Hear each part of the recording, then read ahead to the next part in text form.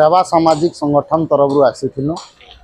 धन्यवाद दौचु जिला प्रशासन को, जिलापाल को, जिला सामाजिक सुरक्षा अधिकारी, पुलिस प्रशासन आउ जे इतार मुखा खुलले एमएलए सुदर्शन हरिपाल को तत्संगे से झील को भी सम्मानित करमु। जेन झीलटा एत साहस करी से तार मुखा खुलला। मोर नाम रे भी एफआईआर होता से एफआईआर देते जेहेतु आम निरीह लुकर संगे सुदीप्त मुखार्जी बाबूर संगे जाइलु आ जड़े मानसिक को जिला सामाजिक सुरक्षा अधिकार निर्देश रे जाइलु रखिक जाइलु। तो अनेक थर से निर्यातित करुछन विरुद्ध में कार्यानुष्ठान बहुत आगु हेबार थिला, बहुत लेट है से लेट भी होइछे से लगे आम जिला प्रशासन को धन्यवाद दौचु।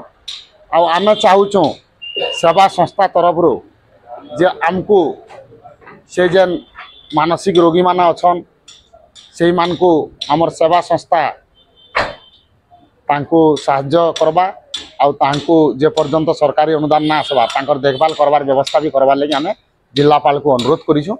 जिलापाल निजे विजिट करबे देखबे आम केन व्यवस्था रखमु काना रखमु से कथा देइछन। तापर आम चाहूँ जे आम तांको निश्चय साहाय्य करमु जेहेतु 20 वर्ष है साहाय्य करिया।